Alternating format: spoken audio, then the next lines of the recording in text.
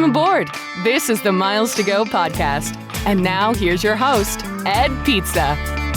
Hey guys, welcome back to the Miles to Go podcast. Mr. Kerr is on the road for the long haul, and I am home for just a little bit. Got a bunch of stuff on the radar today. A lot has happened since we hit the button last time to record. We're going to talk a little bit about Mr. Kerr's foray into Airbnb. We're going to talk about JetBlue and Spirit breaking up. Marriott MGM kind of getting together. Some United status issues. And how United screwed me out of a really good Delta award this week. How are you doing, Mr. Kerr? Leave the people wondering. So now that listen rate's just going to be so high this episode to make sure they heard you right. I'm pretty good, man, despite the fact of blowing it off for 30 minutes here this Sunday morning because I am so exhausted from living here in New York City the last week. I'm doing great. Yeah, you've got two jobs right now. You've got your full-time job in New York, and you've got the family with you, which means as soon as work is done, they're like, Daddy, let's go do the city. Yeah. Am I right? You're right. Very much a lot of that. And then my whole plan was I'm just going to rest yesterday, but ended up being 15,000 steps and doing all the things and all the subway rides. I saw. And then, just a long but very fun weekend. So hoping Sunday here is recording is a little bit more chill. A little bit more chill. I think so. And Yes. only because of your friends are you chill at the moment as opposed to freaking about your lodging. And we're going to talk about that in just a little bit. But first, you can find us on social media. He is at Kerr Points on all those social media channels. I am at Pizza in Motion. You can email the show, ed@pizzainmotion.com. And you can text us at 571-293-6659. If you didn't enter our giveaway last week, we're going to talk about that in a little bit. We're giving away some Thrifty Traveler Premium memberships. They are our sponsor again this week. And we would love it if you'd hit the button in your show notes to leave us a 5-star review and a rating. All right, Mr. Kerr, tell us how your first ever Airbnb booking is going. To be fair, it was a potential third ever booking for Airbnb. My I think bad. we've talked over the years several times about my biggest issue with Airbnb has been if something goes wrong. It's not like there's a hotel with another room or service recovery. There's basically no recourse. So family is here with me for a long haul in New York City. We had a 10-night stay booked at a wonderful Airbnb on 31st Street. We were going to check in on Tuesday, and on Saturday morning, I woke up to a cancellation email from Airbnb. It says, your host is canceled. Here's your refund amount. And I went, this is exactly what I hoped would never happen. So I reached out to the host first via Airbnb, and the host had been incredibly responsive the entire time. When I asked questions, I had a coworker go by and look at the spot. Mm-hmm. So knew that all was on the up and up. And New York City Airbnb is heavily regulated for everybody that's going, well, it's illegal there now. Well, no, if you go and read the laws, you can actually still have an Airbnb in New York City. You just have to have a license from the city. Among several other rules, I promise I did my homework. So again, try and prevent this from happening. But as expected, Airbnb service recovery, after the host just ghosted me and never spoke to me again, the service recovery was non-existent.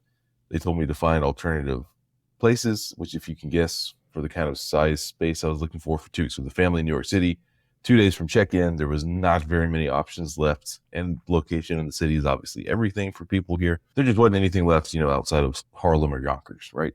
And I was like, Which is not where you need to be. Which is not where I need to be. So Airbnb said, all right, we're sorry about that. Here's a 5% coupon from your original booking to go towards alternate accommodations. And I was like, I think you forgot a 0 on the end of that. But no, it was an offer of 5%. So I said, forget it. Should have done what I should have done in the first place and emailed the people at the front desk at the Hyatt Grand Central where I am here. If you're watching on the video pod, this is one third of the space they gave us. I explained the situation on a Saturday morning to the lovely lady who's taken care of me for years. Said, look, I'm looking for a spot for my family. Is there anything you guys can do? I understand it's last minute. And she said, yep, no problem. And we have one of their 1-bedroom suites, which here at the Hyatt Grand Central. It's a very old hotel for New York City standards, which means the rooms are a lot bigger than anything that's built new. So the 1-bedroom spot has a little bar area with, a counter, microwave, fridge, 3 seats, and then a kitchen table, and then a couch and a bathroom. Then you have a huge bedroom. This has a sleeper couch. And I was like, wow, that's fantastic. And then the front desk lady said, and then I'm going to throw a connecting king room in on top of that for the kids. So we're like a three bathroom, 1,500 square foot spot here, man. It's the best setup I think ever that we could have in New York City. The lounge is open, free Global's breakfast, and we're really enjoying our stay here at the Hyatt Grand Central. So I knew better for Airbnb. I knew the answer. I tried to do my homework and due diligence, but should have done what else, should have gone with my gut, man. So that's why I'm done with Airbnb. I'm just not going to mess with it. I know people love it. I understand the use cases. I just have avoided it for the reasons of exactly what happened to me with no alternative recourse. And I just don't have time for that anymore. So it would be a very extenuating circumstance for me to go back on the Airbnb platform. Yeah, and whenever these instances come up, and I haven't personally had one. I've thought about booking Airbnb a few times, but I've had, isolated incidents, friends like you that have had issues like this. And the people that are huge Airbnb fans always have the same thing to say when it happens. They're like, that happens so rarely. Like, that almost never happens. And they're going to take care of you when it happens. And the problem with it is that in most cases where somebody like you or I is looking for Airbnb, by the time something goes wrong, the ramifications are huge because you're not going to find anything just like you found. There's nothing short term in New York City that's going to be anywhere near affordable once the host cancels your booking and there's no recourse. So it might not happen a lot, but when it happens, it's truly painful. And so, I think it's different if it was just you traveling on your own without the family. I still wouldn't chance it just because it's not worth it for me. Like, the only reason I would use Airbnb is to have the space for the family.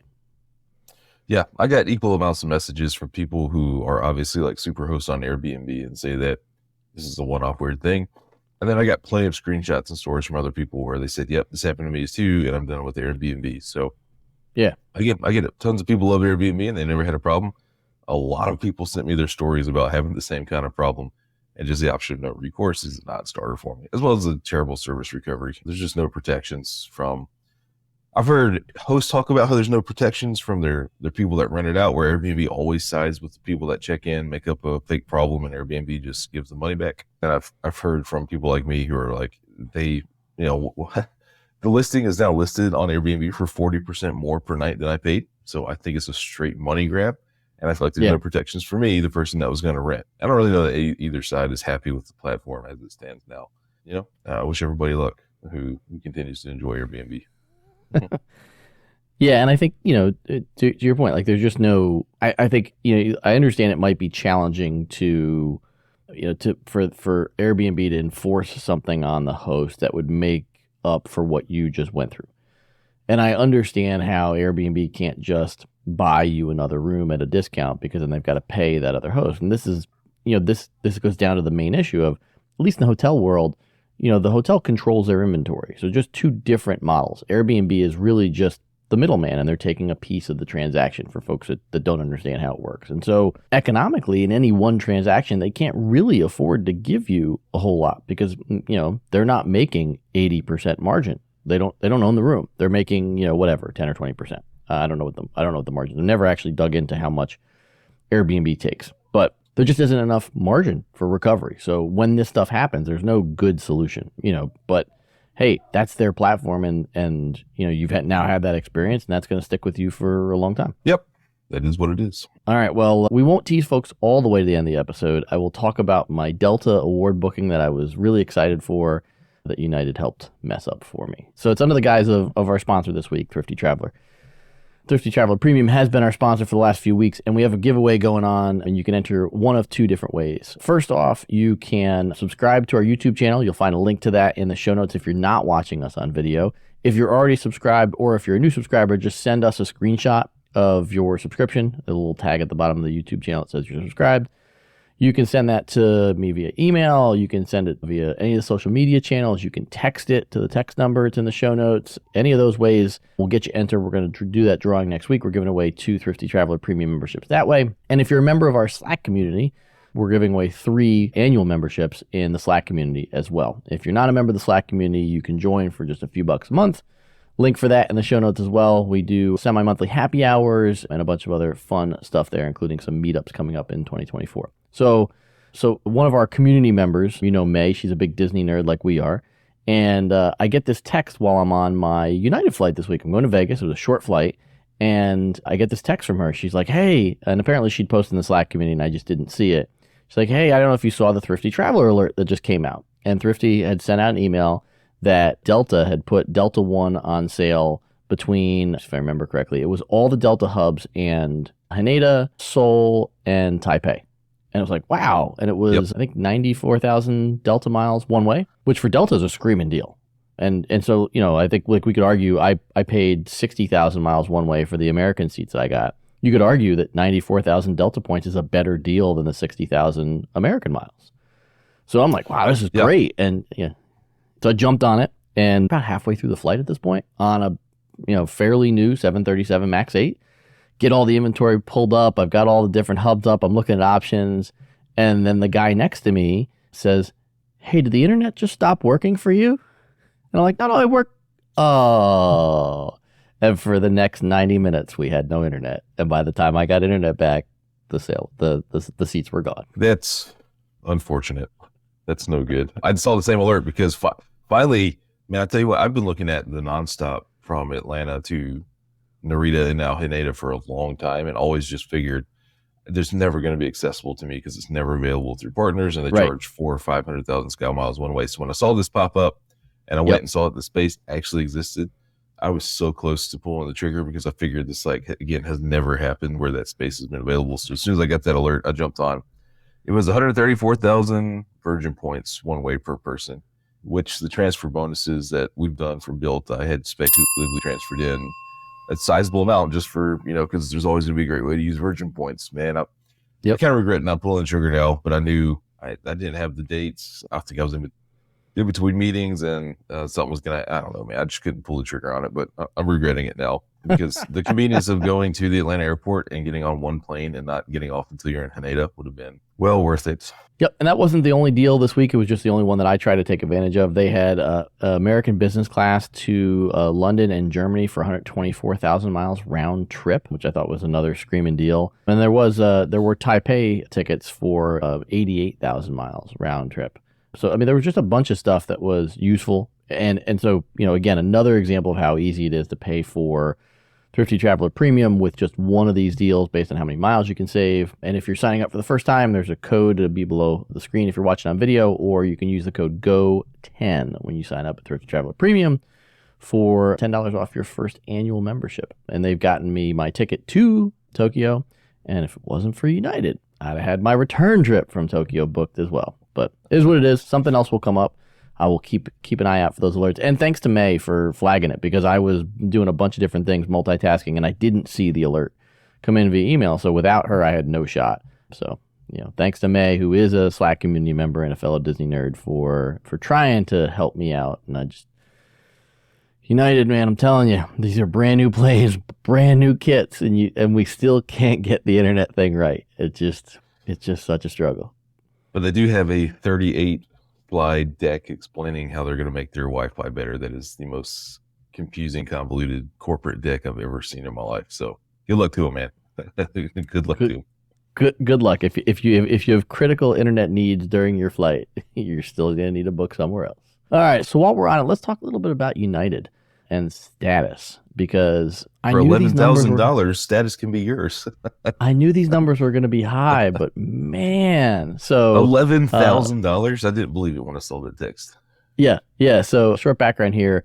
Our buddy Summer, Mommy Points, was on a few weeks ago. She hops into a joint group text thread that we have, and she says, "Hey guys, what do you think my buy-up offer is?" And our buddy Glitter Mike jumps in and he says $2,500. And of course, me being the nerd I am, I asked her how short she was, and how many segments, and all the questions, and she said she was I think we figured out she's probably like 13 or 14,000 PQPs, and she would have needed to get 15,000 with the number of segments, or 18,000 if she didn't have the segments. And so I said I thought the range was between $4,000 and 7,500. And as you alluded to, her offer from United to retain her 1K status, keeping in mind she's already platinum, so she's almost all the way there. $11,000 for 1 year. And lest you think this is a mistake, another Disney friend of ours, Brooke McDonald, she messaged me, and I couldn't get the picture. The picture didn't come through because I was on the plane. And she goes, "Oh my gosh, I can't believe this." And then I see a screenshot come through and I can't read it. And I'm like, "This is your United buy-up offer, isn't it?" I can't even read it, and I know. And she had just missed it. She had the PQPs. She was just short a handful of segments, 10 or 11 segments. Hers was 8,800. Which I guess they wouldn't do this unless somebody was taking them up on it. somebody's clicking this button. And I guess they figured nobody's clicking the button at 2,000, so why not just make it some number that if they mistakenly click it, they'll make a fortune? I don't know. It's kind of like the buying direct miles or points from programs when there's no sale and they just straight sell, I don't know what 1,000 United miles is, but it's probably somewhere around 35 or $40, I would imagine. And people, it's a huge business for these programs. Yep. People just spend this kind of money for some reason. So if you spend $11,000 to top up your United status to 1K, then hey, look, amazing margin for United. Can't fault them for trying. Somebody's doing it. So, but if you did it, then I would love to have a conversation with you about why, or is your work covering this, or what trust fund do we have that we? I just need to know. I need to know the details behind why. Well, and Summer and Brooke both made the same point, which was, if you just instead took this money and bought up the $200 upgrade that it normally is to upgrade for a domestic first class flight, that's 40, 50, 60 upgrades over the course of a year. So, which is way more than you're going to get from being a 1K. So yeah, right. It's such a tough number. And you mentioned the price to buy miles. I get that because that's mostly an uninformed clientele, I think, that's pushing that button. But I think there's a real risk you damage a relationship with a previous 1K who's dropped to a platinum, and you want to encourage them to stay on the hamster wheel, and then you tell them, hey, pay us 11 grand, you can get that 1K status back. There's just a disconnect there for your most loyal customers that it's really surprising to me, and I don't often get surprised. Pretty tough. All right, man. JetBlue and Spirit, and then let's finish up with Marriott and MGM. Right after we finished recording, just a couple days after we finished recording, there was the announcement that the government was officially blocking the JetBlue and Spirit merger. My JetBlue and Spirit stock options didn't do so well through that, and here we sit with them appealing that ruling now. But these airlines are probably in some trouble, aren't they? Did you read the entire 34-page decision? Was it 34? Of course. No. No.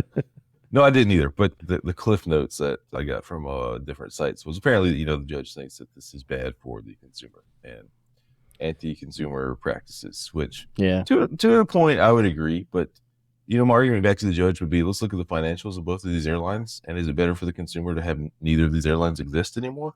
Right. I don't necessarily think that the merger should have gone through. I don't understand the practicality of how you merge a JetBlue and a Spirit and what happens to that passenger experience.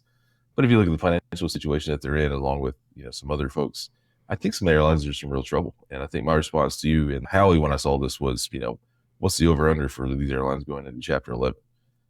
At some, when are we going to set that? Yeah. So, I love JetBlue and Spirit for different reasons. They're not my favorites because of operations right now, and it sounds like their workforce isn't quite happy either. There's stories coming from inside the JetBlue offices about employees complaining of leadership. They do have a new CEO at JetBlue, the first woman CEO of a major airline, which I hope and wish her all of the luck in the world and turn this thing around. I flew JetBlue up here on Sunday. My family and I are flying them back on Friday because of what that experience is like on board compared to other U.S. carriers.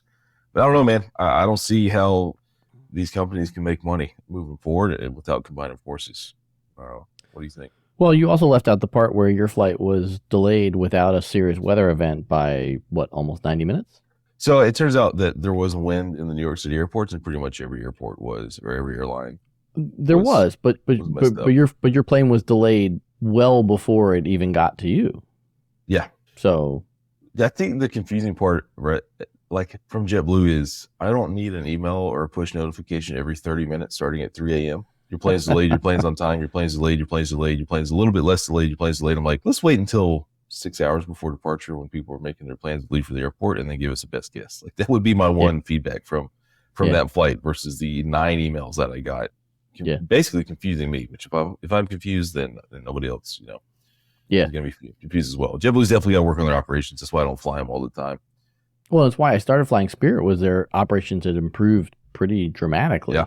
So, such that they're running a better on-time airline than JetBlue is now. But I think the other thing to remember too in the mix here was Frontier was in the mix for Spirit as well. And so I don't know that there's a quote unquote perfect marriage that the government would approve, but maybe we see Spirit and Frontier go look to reconnect just because there's definitely a different overlay between those two airlines in terms of airports, and they don't have some of the same concentration that JetBlue and Spirit did in some airports that the government was concerned about. It's possible that saves Spirit. Frontier's doesn't seem to be in as bad shape financially as Spirit and JetBlue right now, from what I recall. But it doesn't really provide an outlet for JetBlue. And if they can't improve reliability, that could leave them odd airline out, if you will.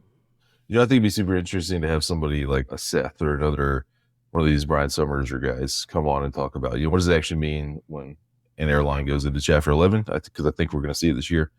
How does that prevent them from having to stop operations and liquidate? And I think I saw some of their comments this week from the AvGeeks Online was, some of these airlines are too big to fail, literally because they're too big to liquidate. So they have to go into Chapter 11. And I know you went through that in the early 2000s with a bunch of airlines. I wasn't quite old enough to follow along at that time. So I would be very curious to really get the nitty gritty inside of what it means when an airline goes into Chapter 11 and how they keep them flying and kind of what the government does there. Because surely this judge, thinks about it's the government's burden now to prevent this for anti-consumer, but it's going to be the government's burden perhaps soon to keep one of these airlines flying. And unfortunately, that's not part of the purview under which the merger is judged. So that they don't consider the underlying jobs or connectivity to various cities or things like that. Their sole goal is to look at the anti-competitive nature. I wouldn't say sole goal, but the major focus is the anti-competitive nature of it, not necessarily whether it displaces jobs or ends service to specific cities, especially too because very rarely in these cases do the airlines say, yeah, by merging, we're going to stop serving these 6 airports. They always make it sound as rosy as humanly possible. So it will be interesting. And I bet you we could get Mr. Miller, Mr. Wandering Airman to come on and talk with us. It is always, these situations always remind me of how the airlines have such attention on them compared to other industries from both the public and the government. I mean, just the immense amount of oversight. And, part of me understands it because it touches so many different people, but so do other parts of the government that we just never hear about like we hear about from the airlines. I just always am fascinated by how the sector above everything else gets such, airtime, I guess you call it. Yeah. All right. Well, when you talk about there being attention on things, there are not as many people paying attention to our last story as should be paying attention. But the details are out for Marriott's partnership with MGM Hotels, and we'll start at the end and work our way back to the beginning. First off, Mr. Kerr, having read through the announcement, are you surprised by the lack of exciting benefits as part of this merger? Or part of this I'm partnership? not. I'm not surprised. I'm sure there's an incredible cost structure that they tried to figure out of who's going to share what and pay for what and reimburse for what between what entities. Yeah, and not very surprising to me. How about you? Nope, not surprised. The Hyatt partnership was a lucrative one, and so we all knew that the Marriott partnership wasn't going to be as lucrative. I think we were hoping that it wouldn't be this bad, but Marriott has very loudly and clearly messaged that they are working on trying to control costs for hotel owners. And so, MGM being a very large hotel owner wasn't going to rip up their marriage with Hyatt and start over with Marriott unless it was going to be more affordable or bring in vastly more room nights. And so just a quick summary of the partnership, and we'll include a link in the show notes so you can read all the details. But, and I'll we can talk about what the differences are after I summarize, but all the benefits that you can earn as a Marriott Elite for staying at an MGM property in Vegas are only valid if you book through Marriott booking channels. And that's a big difference from Hyatt. So that's a high level thing. From Silver all the way up to Ambassador, the things that you're earning or be able to take advantage of are things like bonus points, which is fairly typical for a Marriott stay, upgrades based on availability. Priority check-in line is probably the most valuable thing that people get, so you don't have to wait in those massive lines when you go to check in. There are some, again, subject to availability checkouts, but I think the biggest thing that's missing here across the board, except for ambassador status with Marriott, no resort fee waivers. So that was a big part of the Hyatt partnership. So that's the high level. The other thing too is that there is no official status match from Marriott to MGM. So, but there is the other way around. If you have MGM status, you can get matched to Marriott status. So I guess in trying to break these things down into different buckets, first off, what's your impression of having to book through the Marriott channels? I mean, It only makes sense. Yeah, I'm sure it was a nightmare when it was people booking through MGM and then trying to get Hyatt credits. I know everybody had to call. I don't think they ever figured that out. And I imagine that MGM was like, you know what, we're not going to worry about that anymore. You guys Right. take care of this Marriott. Yeah, I think the issue, what that I could see, because this did happen sometimes with Hyatt, is that there's rate disparity there, and MGM always had the lowest rates, and I would imagine, and it wasn't necessarily that Hyatt had higher rates per se, but they typically only had one or two room categories, where a typical casino could have dozens of categories, just based on the way that some of these places are designed, and so I don't imagine that Marriott's going to have all of those room categories. They don't for Cosmo now, which has been an MGM property for quite some time. A Marriott partnership property for quite some time. So I don't anticipate they're going to have all the room categories. So you're going to have to be really careful to make sure you're actually getting the best rate. If you're a Marriott Gold member, or Marriott Platinum member, you're in 25% or 50% bonus points on your qualifying room charges. But if you're paying $50 or $100 more a night, that's just not worth it. So you have to be careful on that point. Yeah, it'll be really interesting to compare the rates to see if the Marriott rates are just higher to fund the benefits to MGM. I'm also curious if Marriott's look no further rate guarantee, if you'll be able to use the MGM rates and their partners' rates against Marriott's, essentially their best rate guarantee and get a lower rate by looking at the MGM. Yeah. But I mean, it's pretty impressive that you have, impressive being a little bit facetious, that you have to be Ambassador Elite in order to get resort fees waived like that. Yeah. That to me, this now means I can't think of any reason why I would stay at an MGM property, because I am not paying those ridiculous Vegas resort fees. I'll just go over to Caesar with the Wyndham Diamond and Caesar Diamond and not pay resort fees, because there's just no way. Yeah, I think, I don't think you're alone there. I think the other thing that's, really interesting about this partnership, like we said earlier, is you don't really have any MGM status. So all the other perks like short lines for the buffets and stuff like that, those are non-existent as well, which was a big part of what made the Hyatt partnership valuable. Yeah. I mean, the good stuff starts. I mean, look, late checkout, it could be great, but again, it's subject to availability. Are the MGM front desk agents going to serve their customers better than they're going to serve Marriott elites? I don't know, man. Again, first in the pudding, something to start with. Silver and gold gets you absolutely nothing. That's for sure. And then even on the reverse status match, MGM Gold goes to Marriott Silver. MGM Platinum, which is not nothing, only goes to Marriott Gold. You got to be Noir, and then jumps up to Ambassador Elite. So MGM Platinum not even getting Marriott Platinum. That's pretty rough there. When it comes to the other way around, if they do those status matches, then yeah, I think it kind of tells us what we're going to see there.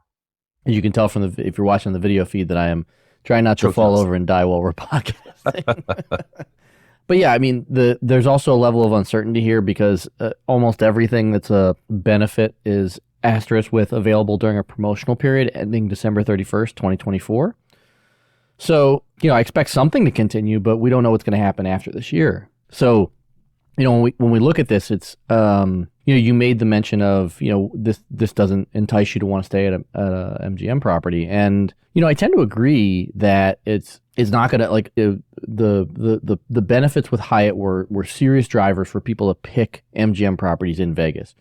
So while Marriott has a much bigger reach in terms of their elite member registry versus where Hyatt was, I think they're going to bring less total room nights per member. So I'll be interested to see, I don't know that we'll ever see the numbers, but my gut says that this probably isn't going to bring in that much incremental revenue to MGM versus the Marriott partnership. I think it'll bring in more room nights per member, if you will, but I think there are a lot of folks that just aren't going to book who used to book with MGM because the benefits aren't strong enough to do so, especially if the rate isn't there, if Marriott doesn't have the best rates available. I would like to think people are that smart, but I just think the general public is just not the people that listen to this podcast. And if you're a Marriott elite, or you only know to go search Marriott and you just type in Vegas and you see all these MGM properties show up, you're going to be like, oh, great. And there's going to be a little banner that says added benefits.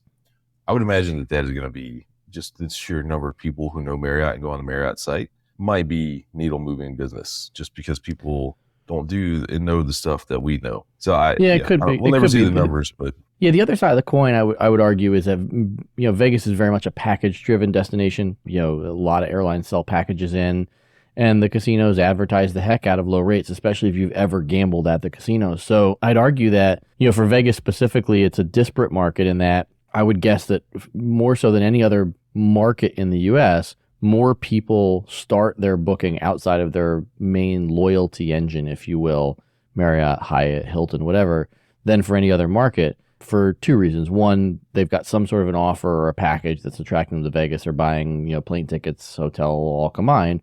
Or two, it's like, oh man, did you see the new Fontainebleau? Or, I think it'd be really cool to stay at, New York, or, one of those destination places. And they don't even bother navigating to the Marriott site because they're interested in a specific casino or package in Vegas. To your point, the Marriott, big base of members. There will absolutely be tons of people that book through that path. I'm just not sure how much bigger this is going to be without a compelling reason to want to book through the channel. We look forward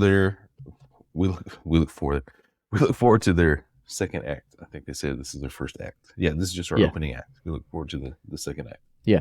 Yep. I think it's fair to say that I don't see anything specifically here that would attract me to use this partnership. The two properties that I really enjoy that are part of this partnership. Well, actually, sorry, one isn't. Nomad is not part of the partnership, to be clear, and that's a property that I've enjoyed staying at. It's a hotel within a hotel at Park MGM, but Cosmo is still a property that I like, but typically I found lower rates on the Cosmo website than I have on the Marriott website. So in fact, I think I've always booked direct. I don't think I've ever booked through Marriott. I've just, taken advantage of my benefits when I stay at Cosmo. So I think it's safe to say that unless there's some sort of a rate issue around a big conference or something like that, I won't have any MGM stays in 2024, which will be the first time since the Hyatt partnership started back in 2014, 2015, that I just won't have any MGM stays this year.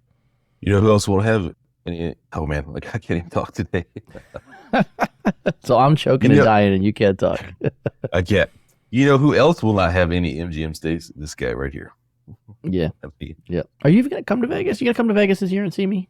Yeah, we got to figure it out. We got to make it happen. I'm looking forward to it. I mean, we had that awesome meal at Zuma the last time you were there, which was 4 years ago.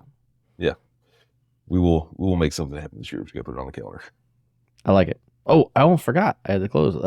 This was one of those touch and go weeks because I've family health issues. Both of my wife's mom and my dad have had health issues that they've been dealing with, and I thought for the longest time I was gonna have to cancel my trip to Vegas, but we finally pulled it all together. The short trip to go out, celebrate with my team, having some of our people, in the regional contest for what we call the Five Guys games, and the ride home, man, picked up a new dot and a new line and got to ride home on the Gulfstream. I knew where this was going.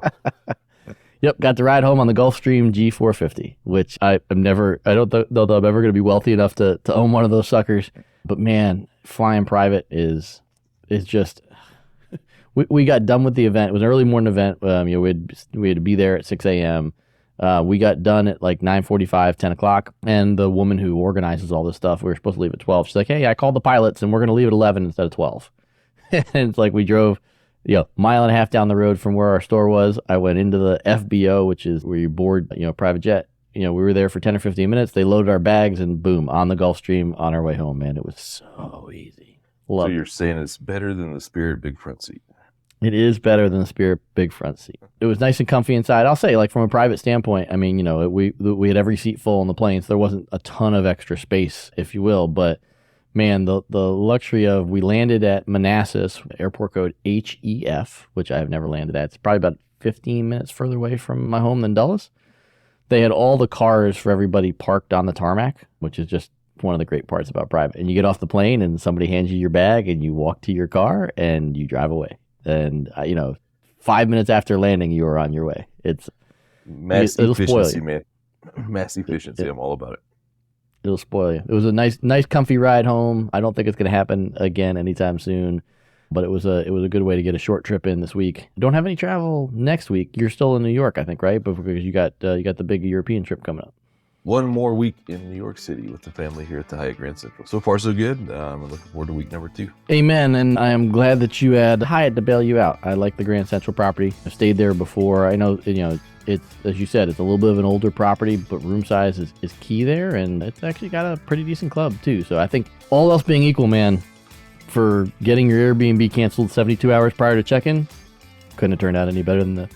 Yeah, super lucky. Luckiest dude in the city. Well, I hope you enjoy the rest of the week up there with your family. I always love hanging out in New York with my family. I will be strapped to this same chair when you and I record next week as you finish up your New York trip, and then it's off and running. I've got our Disney trip, and then a trip to Vegas, and then for some odd reason, I'm going to South Dakota in February, which is, I don't think I have a jacket. I have a jacket warm enough for that, Mr. Kerr, but while you're on your cruise over in Europe, I will be freezing my butt off in South Dakota, so interesting stories for both of us to come in future episodes. Don't forget to enter both of those giveaways for Thrifty Traveler Premium. And until we upload again, we've got miles to go.